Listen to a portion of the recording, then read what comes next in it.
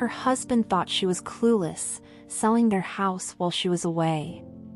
But when she returned, Natalie had always believed she had built a life many would envy.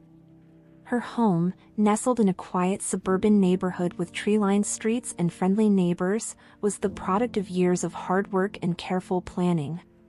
The two-story house with its ivy-wrapped porch was more than just bricks and mortar. It was a symbol of the life she and Dylan had created together, a partnership filled with shared dreams and silent promises. Their marriage, while not without its occasional disagreements, seemed stable. Dylan, with his charismatic smile and easy charm, had always been the life of any gathering, while Natalie preferred the quiet comfort of her books and the steady hum of her career in marketing. She often thought their differences balanced each other perfectly, like two puzzle pieces fitting snugly into place. Yet, beneath the surface of their seemingly idyllic life, cracks had begun to form, tiny fissures that Natalie had been too busy to notice. Dylan had recently become more distant, brushing off conversations with curt nods and spending more time glued to his phone.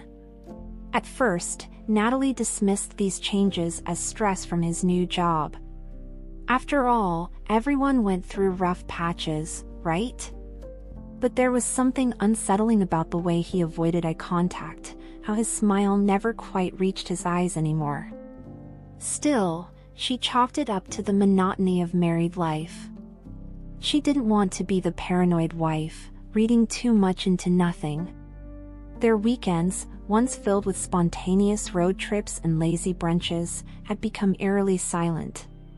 Dylan found excuses to be out, claiming to meet old friends or attend work events, leaving Natalie to curl up on the couch with her thoughts as company.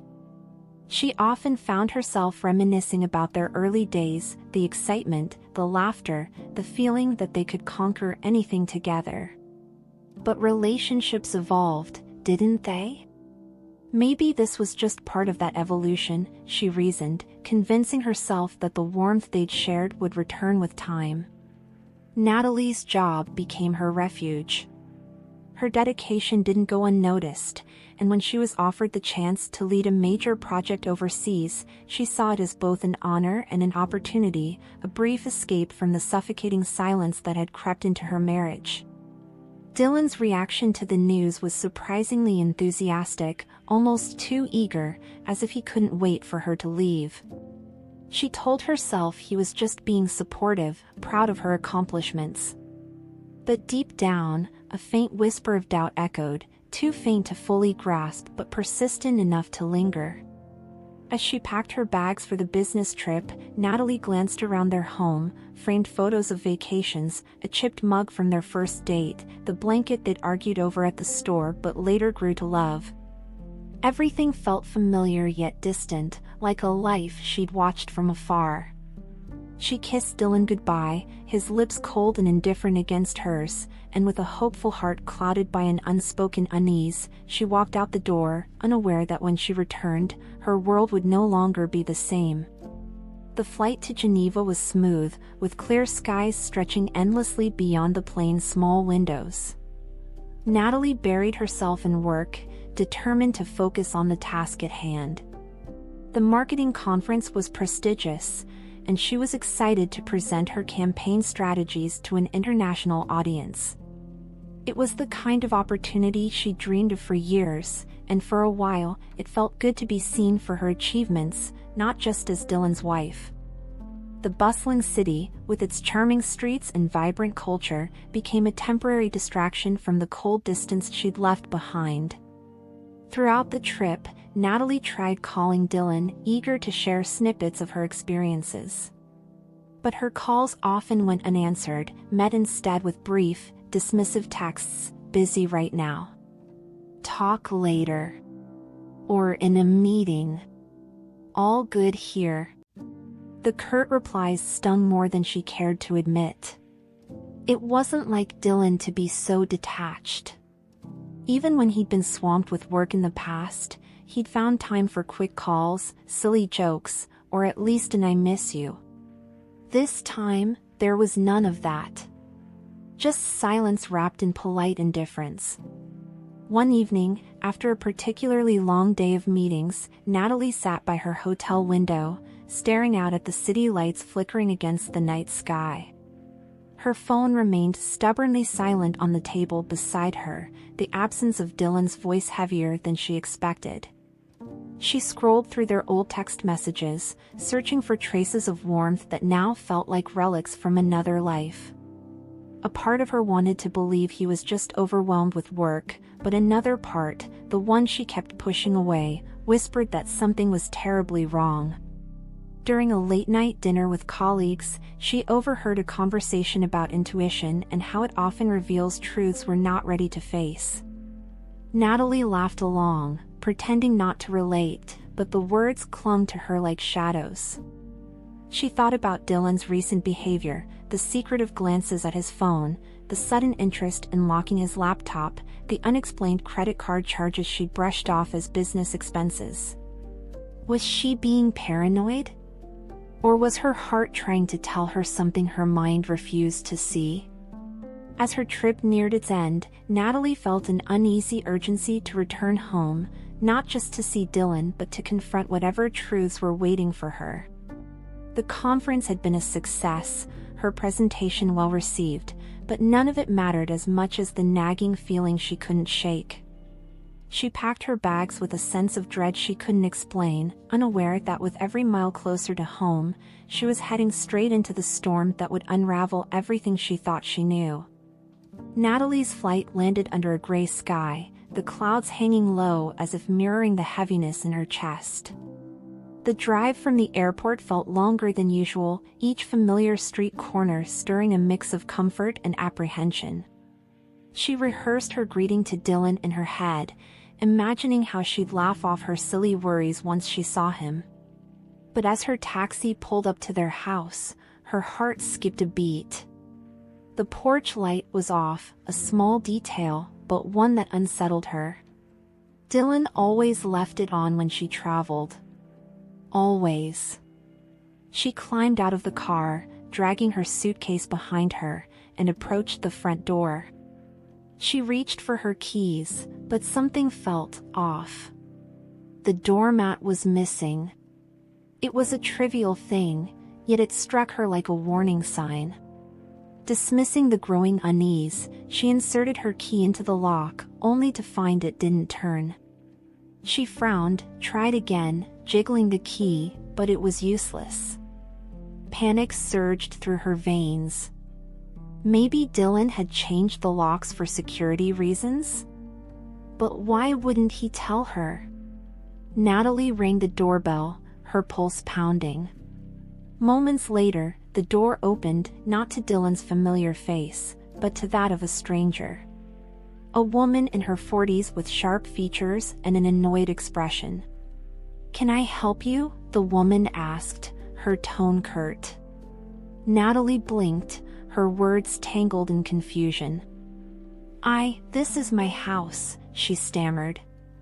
The woman's brow arched. "No, it's not. We bought this house last week." The words hit Natalie like a slap. She stared at the woman, then at the house, her mind struggling to make sense of it. "There must be some mistake," she whispered. "My husband, Dylan, he lives here." The woman sighed, clearly impatient. "Look, I don't know who you are, but we have the paperwork. We bought this house.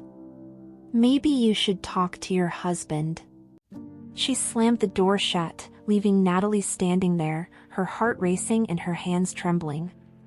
Frantically, Natalie called Dylan. It rang once, twice, then went to voicemail. She tried again. No answer. She stood there on the porch, her porch frozen, her suitcase beside her like a cruel reminder of the life she thought she was returning to. As the realization sank in, tears welled in her eyes, not just from confusion but from the sharp sting of betrayal. Something was very, very wrong. Natalie's hands trembled as she gripped her phone, her knuckles white with tension. She tried calling Dylan again, her heart pounding with a desperate hope that this was all some misunderstanding, a clerical error, anything but what her gut was screaming. The call went straight to voicemail. She stared at the locked door, the same door she'd walked through countless times, now an unyielding barrier to a life that seemed to vanish overnight. Determined, she drove to Dylan's office. Her mind raced with possibilities. Had he been in an accident? Was he in trouble? But deep down, a darker suspicion gnawed at her. When she arrived, she found him in the parking lot, laughing with a woman she didn't recognize. The woman's hand rested casually on his arm, her smile too familiar, too intimate. Natalie's breath hitched. She stepped out of her car and approached them, her heart racing with a mix of fear and fury. Dylan's face drained of color when he saw her. "Natalie," he said, his voice flat, not the greeting of a loving husband surprised to see his wife, but of someone caught red-handed. "What's going on, Dylan?" Her voice was low but sharp. "Why can't I get into our house?" Dylan sighed dramatically, as if she were an inconvenience. "I sold it." The words were simple, but they hit like a punch to her chest. She blinked, trying to process. "You, what?" "It's my house too, Natalie," he snapped, stepping closer, his expression cold. "I needed the money. We weren't exactly thriving." "We," she repeated, her voice rising. "We were fine. We had savings, investments. What did you do with all of it?" He shrugged. "I used it for something important. Besides, you're always gone, working late, traveling. It's like you weren't even part of the marriage anymore." Natalie's eyes narrowed.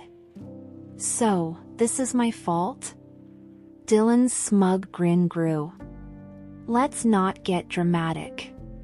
You're smart, you'll figure it out. I've moved on. Maybe you should too."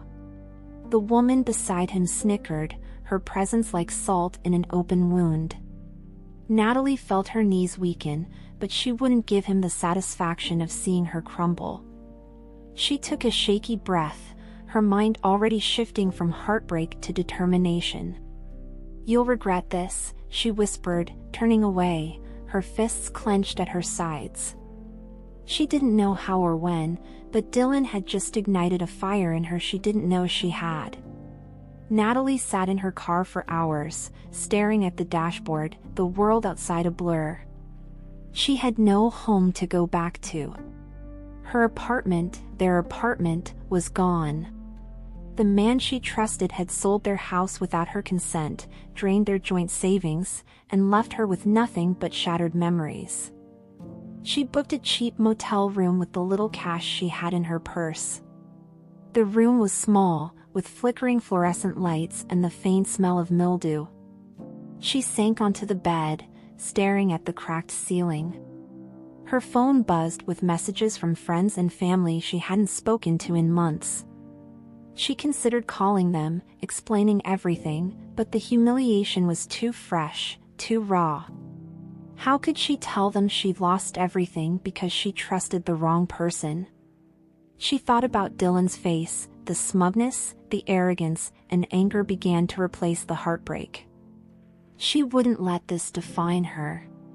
She wouldn't be another woman scorned and left to pick up the pieces in silence. Dylan might have stolen her home, but he hadn't stolen her resolve. She opened her laptop, the glow of the screen reflecting in her tear-streaked face, and began searching. Property records. Bank statements. Transactions. She would find out what he did, where the money went, and she would make him pay. The next morning, Natalie called her parents. She needed support, a place to stay, a familiar voice to anchor her. But instead of comfort, she was met with judgment. "You let him handle the finances?" her mother scolded, disbelief dripping from every word. "You should have paid more attention. It's not like I let him. He did this behind my back," Natalie protested, but her mother wasn't listening. Her father's voice was calmer but just as cutting. "Natalie, you've always been so independent. Maybe that's the problem." Maybe Dylan felt left out. She ended the call, her heart heavier than before. Friends were no better, some offered polite sympathy, but most avoided her, unsure how to react. The whispers began, stories twisting the truth, painting her as the absent wife too focused on her career to see her marriage falling apart. She realized, painfully, that she was on her own. But maybe that was exactly what she needed. Days turned into weeks. Natalie filed for divorce, expecting a bitter battle, but Dylan beat her to it. He had the audacity to demand alimony, claiming she had emotionally neglected him. His lawyer painted her as a cold, career-obsessed woman who pushed her husband away. Natalie sat in the courtroom, numb, as Dylan smirked from across the room. His new girlfriend sat behind him, dressed to impress, her smug smile matching his. When Dylan took the stand, he told lies with ease, portraying himself as the victim. Natalie clenched her fists, feeling rage simmer beneath her calm exterior. She wanted to scream, to expose him for the fraud he was, but she needed more than just words. She needed proof.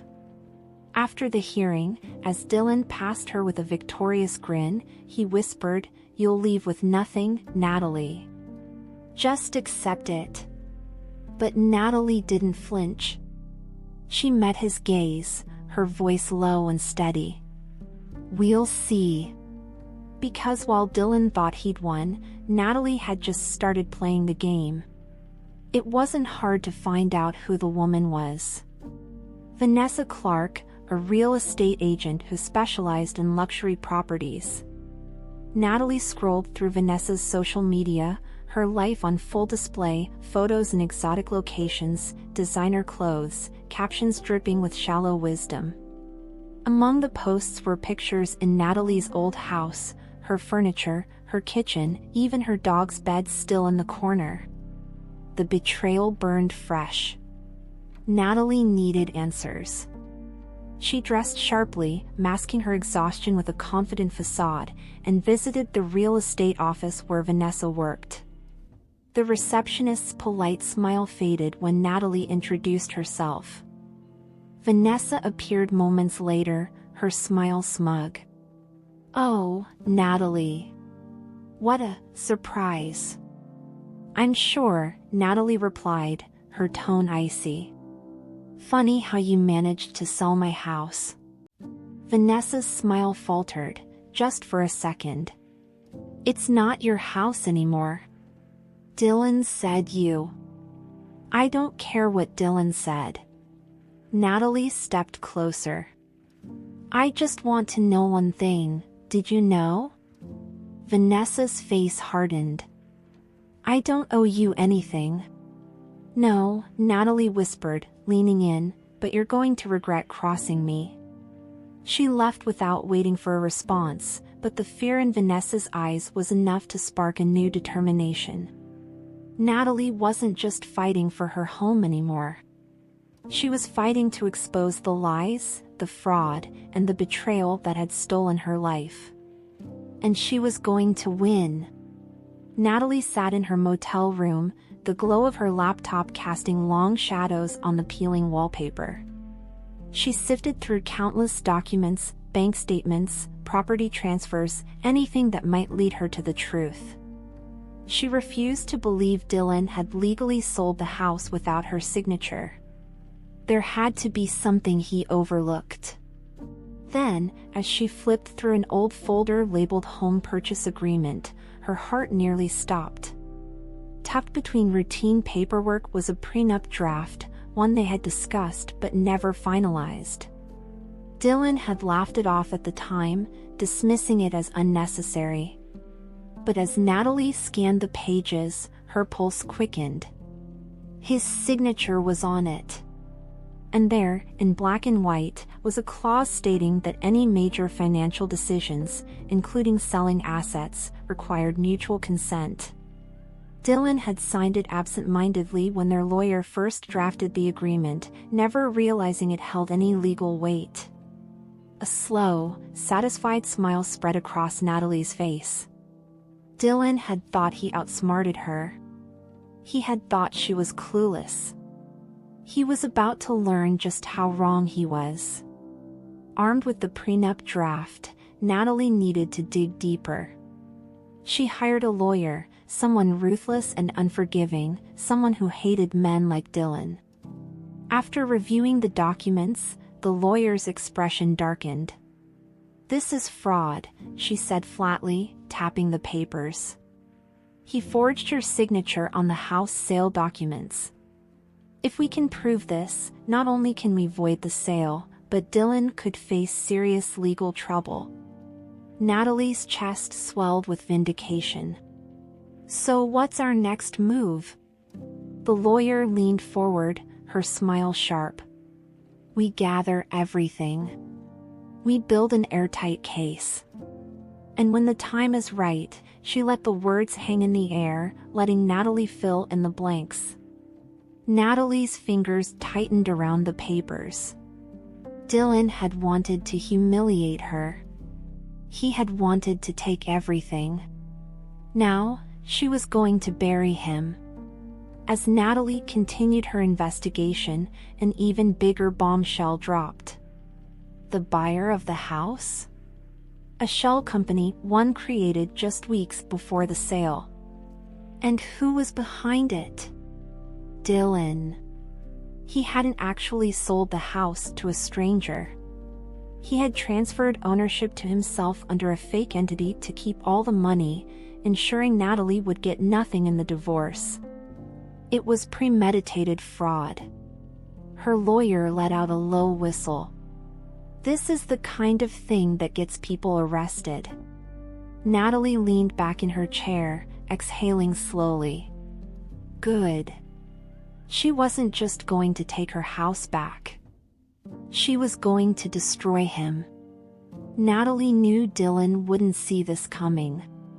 He had always underestimated her, always assumed she was too naive to play the game at his level. But now, she was 2 steps ahead. Instead of confronting him immediately, she let him bask in his false victory. She acted broken, defeated.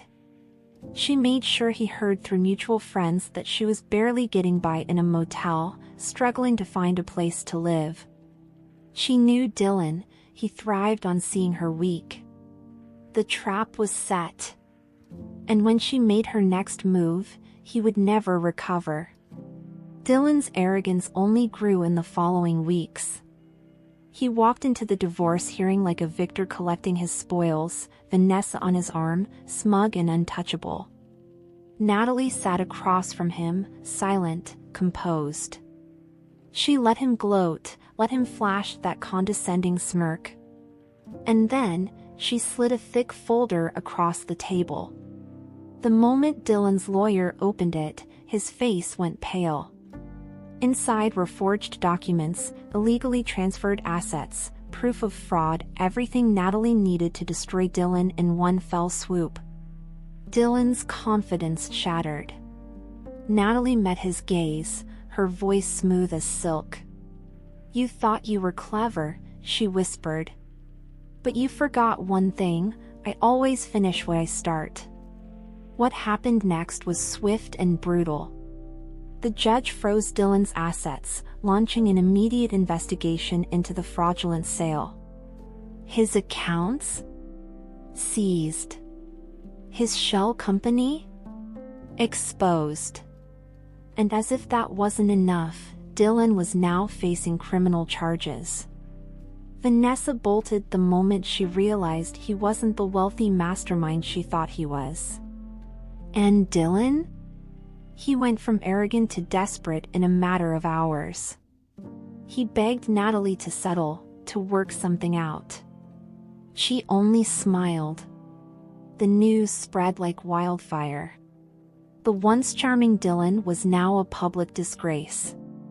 Friends abandoned him, colleagues distanced themselves, and his reputation was in ruins. Natalie's house returned to her. Dylan? Penniless, jobless, and facing possible jail time.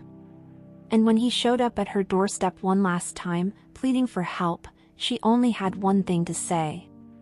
"Get off my property." Then, she shut the door in his face.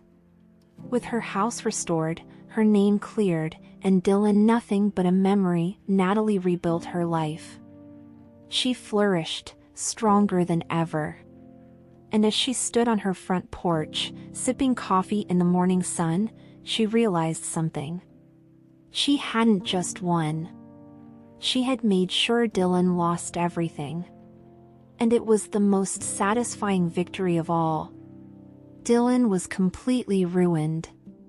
With frozen bank accounts, no job, and no one left to manipulate, he had run out of options. He tried moving to another city, hoping for a fresh start, but his reputation followed him like a shadow. No company wanted to hire a fraudster with a public scandal attached to his name. His last hope? Vanessa. He showed up at her apartment, looking desperate, unshaven, and wearing the same clothes from days ago. He knocked on the door, forcing a smile when she opened it. "What do you want, Dylan?" Vanessa asked, arms crossed. "We need to talk. I know things went sideways, but we can fix this. We were good together." Vanessa scoffed. "Good? You lied to me. You told me you were wealthy, that Natalie was a bitter ex holding you back. Turns out, you were just a broke fraud." Dylan swallowed hard. "I still love you," he said, trying to sound sincere. Vanessa rolled her eyes. "Oh, please. You love money. And you don't have any." With that, she slammed the door in his face. Dylan stood there for a moment, his fists clenched. He only had one option left. A few days later, Natalie's phone buzzed with an unexpected message. "Can we meet? Please. I just want to talk. Dylan." She stared at the message for a long moment before responding. "Fine. 1 hour. The cafe on 5th. When she arrived, Dylan was already there.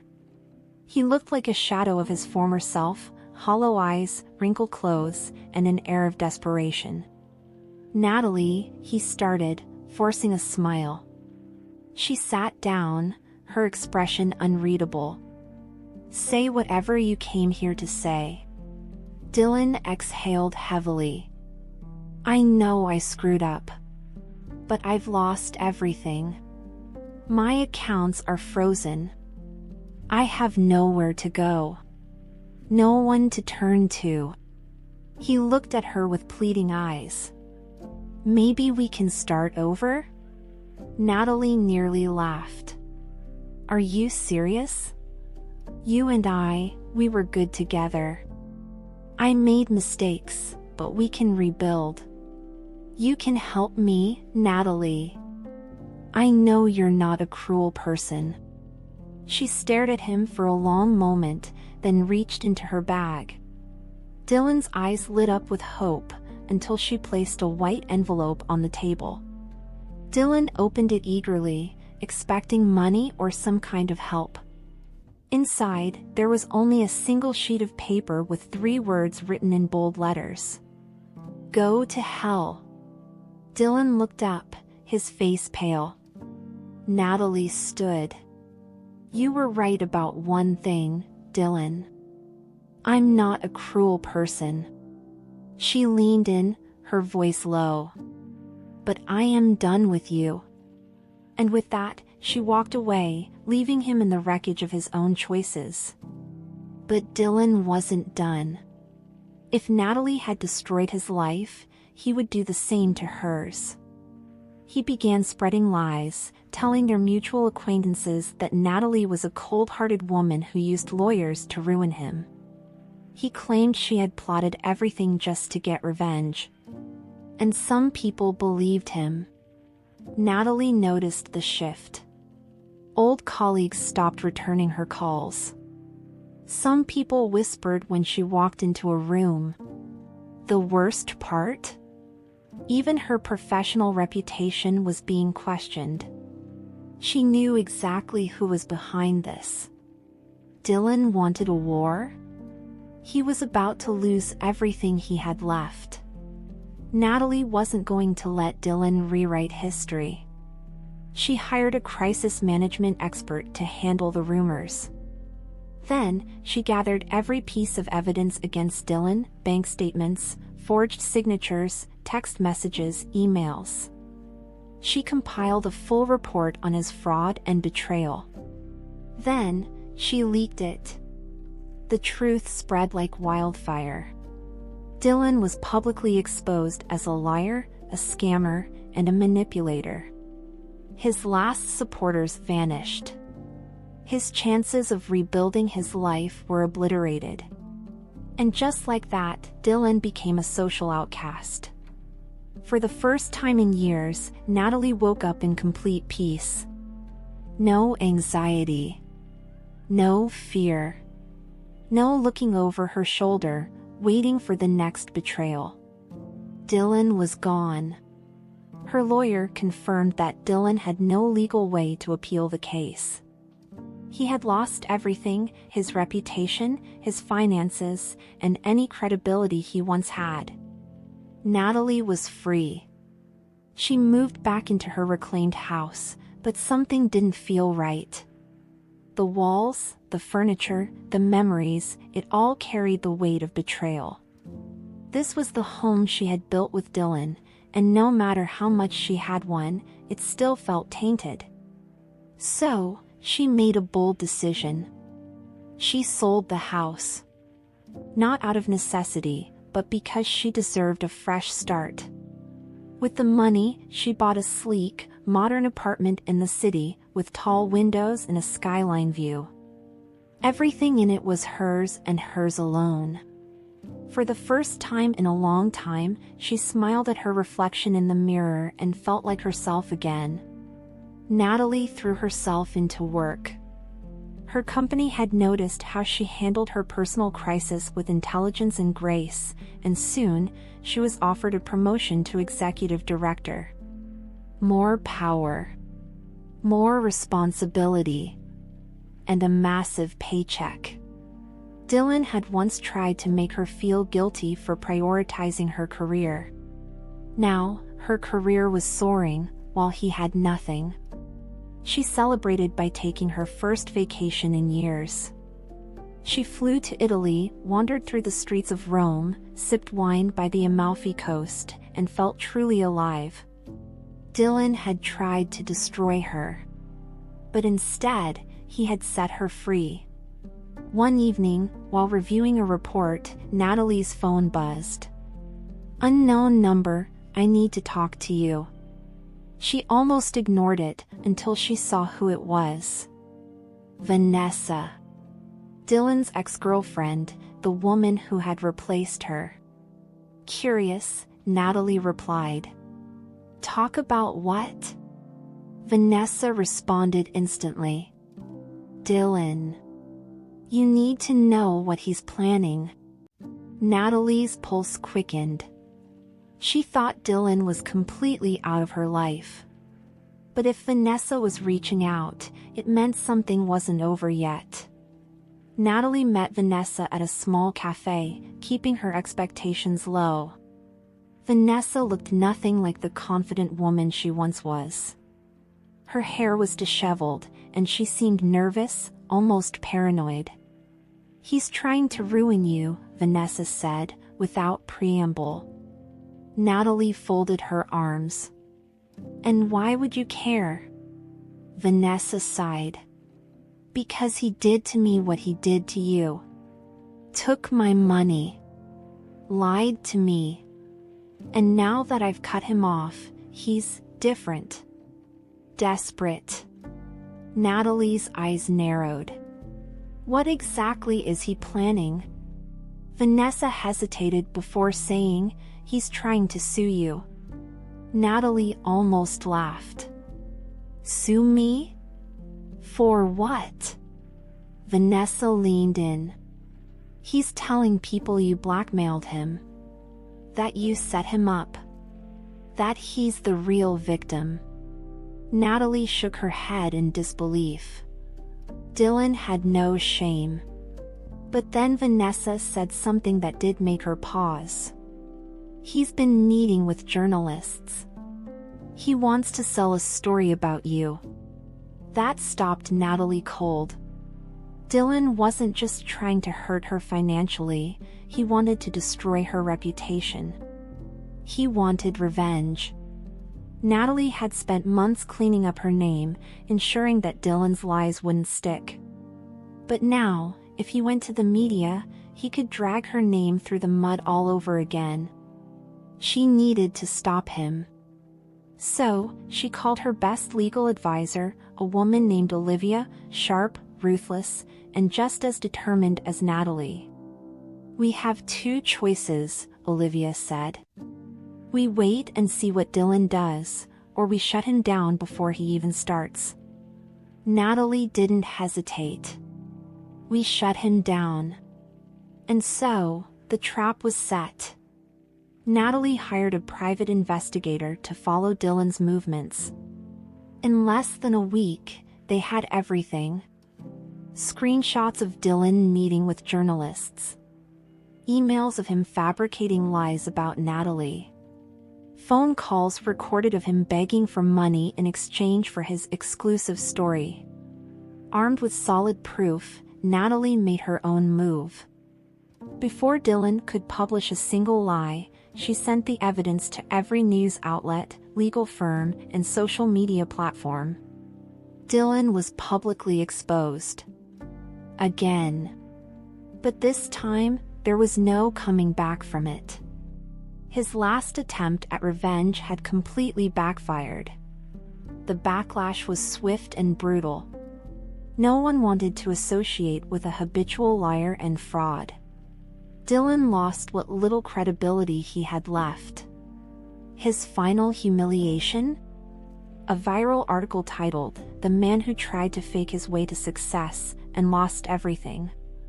He was officially a joke. Natalie never had to lift a finger again. Dylan had destroyed himself. With Dylan permanently out of her life, Natalie focused on the future. She expanded her career internationally. Invested in real estate, ironically, something Dylan had failed at. Met someone new, a man with real ambition, real integrity, and no toxic past. For the first time in years, she wasn't surviving, she was thriving.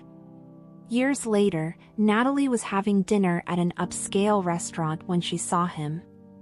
Dylan. He sat alone in the corner, a man completely defeated. His once proud posture was gone. His clothes were cheap, wrinkled. His hands trembled slightly as he ate slowly, trying to make the meal last. When their eyes met, there was no hatred left in Natalie. Only pity. Dylan, for the first time, looked ashamed. For a brief moment, his lips parted as if he wanted to say something. But Natalie simply lifted her glass in a silent toast and smiled. Then, she turned away. Dylan lowered his head, knowing the truth. She had won.